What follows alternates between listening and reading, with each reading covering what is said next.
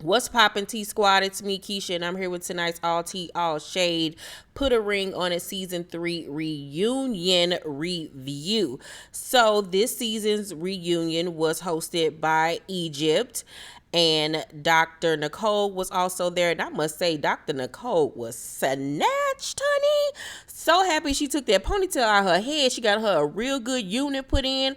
Her face was beat to perfection. Loved the dress because you know Miss Dr. Nicole got body under them dresses and shit she be wearing. She got a dunk. She looked absolutely stunningly gorgeous, like so beautiful, like gorge. But before I get into my review, you know we have to go over the fashions. You know we have to vote best hair, best makeup, and best overall look for the guys and the girls. So starting with the ladies, for me, my best hair would most definitely have to go to Shay. Loved Shay's barrel curls. It was just giving me old Hollywood, Jessica Rabbit. I was here for it. I loved it. Her and Dr. Nicole's hair was just absolutely fabulous. Worst hair for me would have to go to Charlana. Her ponytail was just giving me very much basic.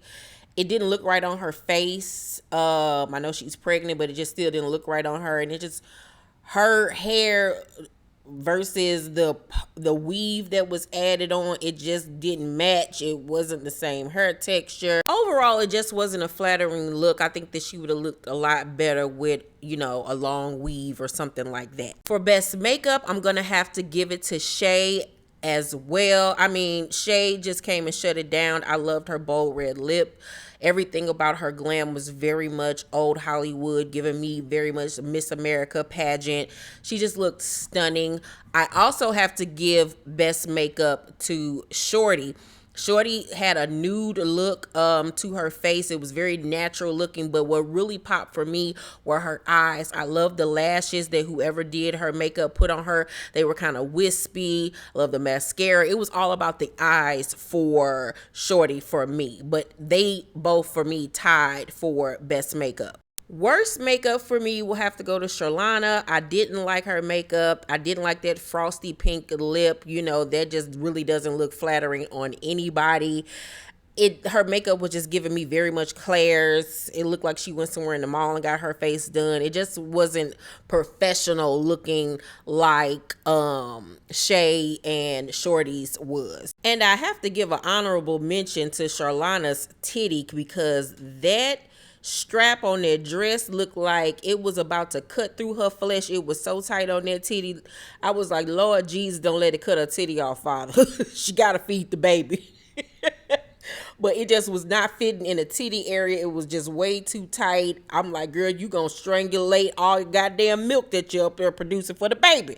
Now, for my best overall look for the ladies, it most definitely has to go to Shay. Shay just looked good from head to toe. You know, she's a very pretty girl, and she served the glam for this reunion. I loved her red over-the-top dress. It was giving me like a trumpet-style dress with a very big train and the ruffles and the sweetheart neckline. It was just absolutely stunning. She's going to make a beautiful, beautiful bride.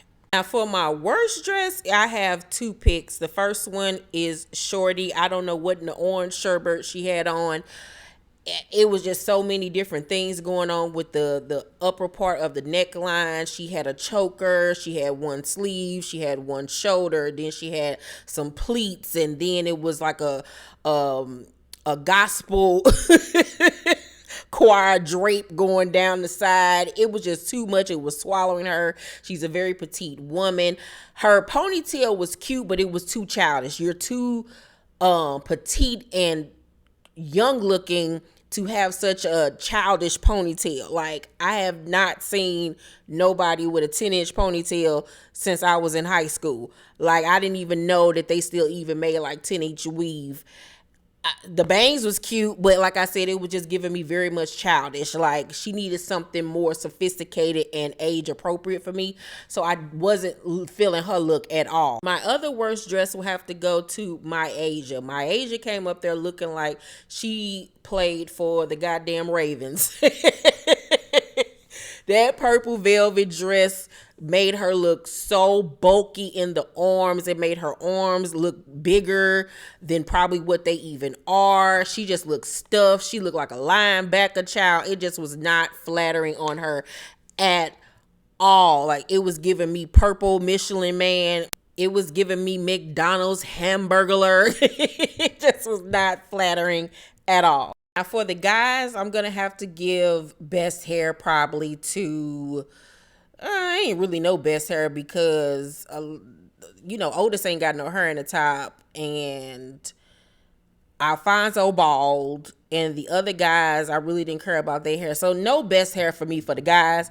But for worst hair for the guys, most definitely has to go to Kenneth. I don't know what in the spray paint was going on. I don't know who decided at the last minute to spray a little black in his hair on the temples to like give him more hair texture or whatever, or coverage, but it wasn't blended.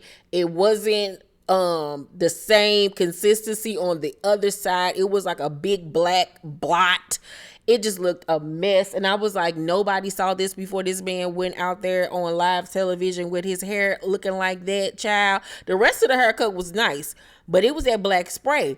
Fellas, I need for y'all to, once again, when y'all barbers pull out that shit and get to spraying y'all hair, tell them niggas to back up like 50 feet before they get to spraying, because they be having y'all out here looking like Picasso by the head. Like, what in the hell is going on? It looks like black tar. It's too much. We as women have been filling in our sides and our hairline for years, and you niggas would have never known it. Like, we'd get a goddamn black eyeliner and fill that shit in and you niggas wouldn't even know the difference. So it's a travesty that you niggas is out here literally walking around with black paint in y'all head, just noticeable as all day. Shit look hella fake. You need your ass kicked, Kenneth. As far as best dress goes, I really didn't care for any of the guys' outfits. Otis looked like he was going into the office on a random Wednesday. And Alfonso looked like he stole one of Luther Vandross' old concert looks. I was like, nigga, where's you going with this bedazzled bullshit on? That nigga looked like he was about to break out singing long ago and oh so far away. I fell in love with you before the second show, and your guitar, and you sound so sweet and clear. He looked a mess. Now that Kenneth ain't with Shorty no more, that nigga couldn't afford no suit for the show, so he just had to wear his little Walmart special. You know, he had to go to H&M and pick him up something real quick. Child, he looked like he was a college student going to his goddamn psycho studies class. And then overall, my worst dress male, most definitely, without a shadow of a doubt, goes to none other than Hollywood's country ass. Came in there looking like a whole candelabra with that red bullshit on. If Alfonso had on one of Luther Vandross' old suits, then Hollywood came in one of Tom Jones. I was just waiting for him to start singing, "It's not unusual to have love by anyone." It's not unusual to have fun like anyone. I'm like, nigga, where is you going? Then he had on the slacks with no socks and the loafers, and then he got that fake ass hairline in the front that he got put into his hair. All that damn oil sheen in his beard looked like you can fry a steak on that motherfucker. He was just too greasy, and just his teeth too white and big, and looking like goddamn downtown St. Louis. His teeth look like skyscrapers. Child, I was just like, get this nigga off of my goddamn television screen, looking like he starting a new telenovela. Child, the fashions were atrocious. But now that we got that part clear, let's get into the actual reunion review. So we start off the reunion with us finding out that Charlana is pregnant by Otis. Ain't nobody looking for you, Otis. Ain't nobody checking for you, Otis.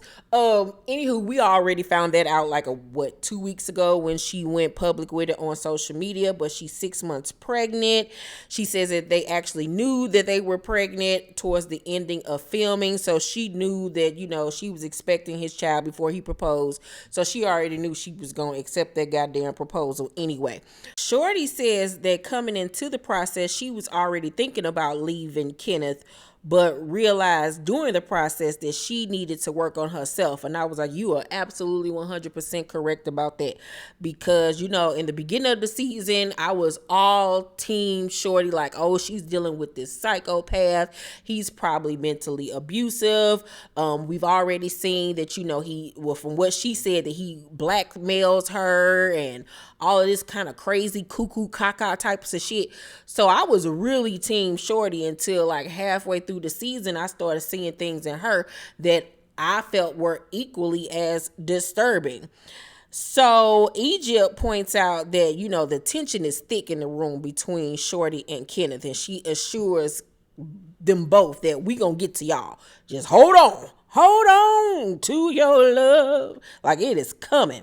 But first, they deal with the Shay and Alfonso segment. So Shay makes us aware that after getting engaged on the show, that Alfonso actually took it upon himself to confess everything to her about what he has done, and that included cheating on her, from what he says, in the beginning of their relationship, and a whole bunch of other shit. But whatever he told her, it was enough for her to get the fuck on, and they separated for some months. And she said that the only reason why she came back is because he did the work on himself and as far as their relationship to get everything back on track, and that he said that he told her everything because he wanted to go into their marriage with a clean slate, and that he came with a game plan. I don't think that, and she said that he also was the one to come to her, well, okay, this is what I'm gonna do, this is what I am doing. She wasn't the one that had to lay out a whole like contingency plan on if we get back together. But I just feel like Shay is full of shit. I feel like she was gonna get back with him regardless, because Shay obviously loves him, in love with him, and I think that Shay is also in love with what he brings to the table as far as the lifestyle. And they even said that they got businesses and stuff together. So she's tied to him in more ways than one. So I didn't really foresee her leaving him in the first place. When asked, she said that she actually has spoken to his mother, and that they spent the holidays with each other, and everything is really good on that front. And he says that him and his baby mama are actually good. But I don't know if I can really believe that based off what we saw on the show, and then based off the post that the baby mama made about how he is a liar and he needs to tell Shay the truth. It ain't got nothing to do with me. So I don't really know. I think they came into the reunion with a game plan of, we gonna stick together. We gonna ride this shit out till the wheels fall off, and we just gonna, make it seem like it's as good as it can possibly get. So congratulations to them. Hopefully it works out, and I wish them the best, child. Just don't wear that sequin blazer to your goddamn wedding, Alfonso. Please don't do that to us. Up next, we have Otis and Charlana's segment. They let us know that they don't know the sex of their baby. They really don't too much care what the sex is, pretty much, from what I gathered. When asked, Otis says that he really didn't see any chemistry between Charlie and Chris when they had their few dates. And I was like, nigga, boy, bye, because your ass was pressed like a panini doing filming when she kept on telling you that he was trying to take her from him and all of this type of stuff. You didn't like that shit, and you felt some type of way. But niggas always gotta act like, yeah, I ain't phased, like I knew she wasn't going on where, I knew she ain't like that nigga. Boy, shut your rockhead ass. I cannot stand him. So then we see Milan, who he went out on a date with early in the season. There was a young lady that he had confessed to DMing. And Milan says that Otis was more into her than she was into him. And he like shakes his head, and Charlotta was looking like, really, bitch? Like, okay. And Milan goes on to say that after their first date, he immediately DM'd her. And he denies this. He says that that wasn't true. But I'm like, you've already admitted that y'all did DM. So honestly, truly, it don't even matter when it happened because you've already admitted it to Charlana. But Milan wasn't done, child. Milan had Moti. Now, Charlana is having his back and was like, I saw the DMs. I didn't see any of that. I know what it is and all this stuff. So,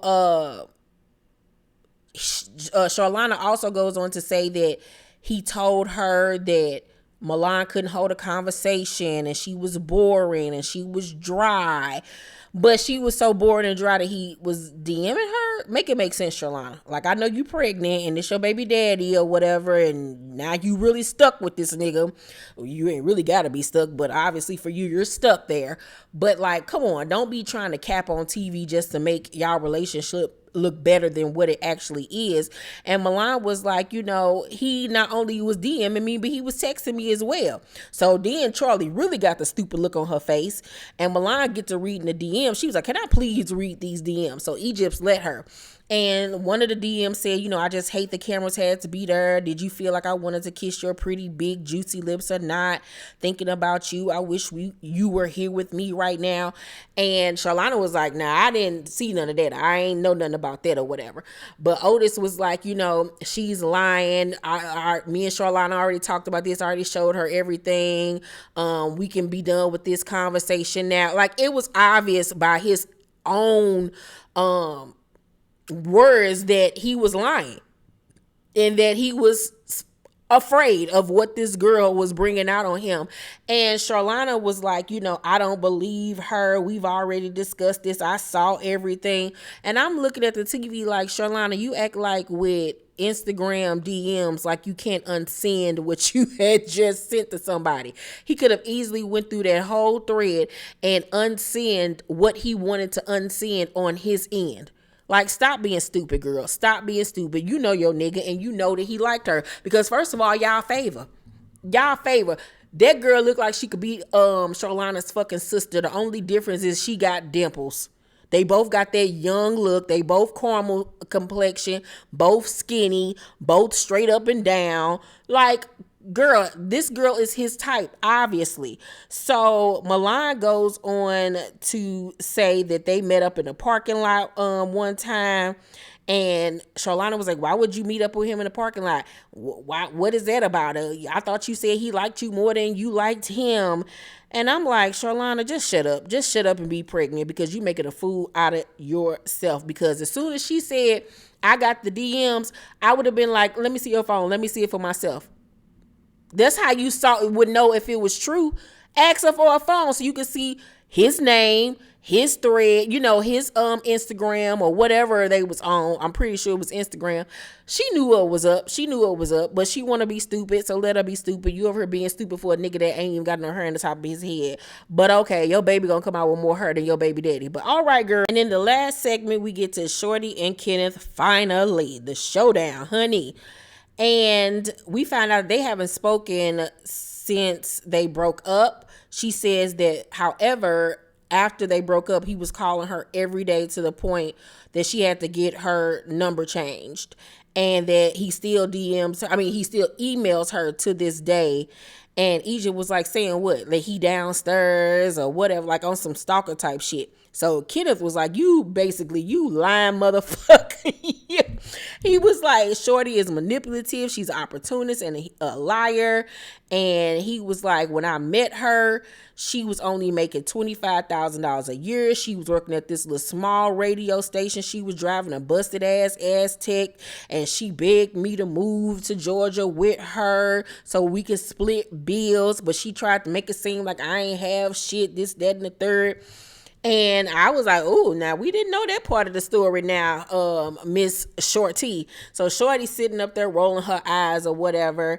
And Egypt then was like, you know, Kenneth, you were very angry, just take a breather. And he was like, no, I just got a lot that I need to get off my chest. Like, I brought a whole list. And so he's sweating and shit, and he blotting his face, and he had a green mark on his cheek, like somebody had hit him, like he, like a bruise or something that was healing. That was very odd to me. But I didn't like that Egypt was saying to him, you're very angry, like calm down. Now, not to say that he didn't act a donkey on that show, because he did, and he did have some moments that made me like, okay now nigga, but he was also there to defend himself, you know what I'm saying, because Shorty did really, defame him and say some really horrible things about this man. So of course, after he saw the show and everything that was said about him, that man would feel some type of way, because like I said to you guys, I feel like they both were to blame. I feel like, yes, he does have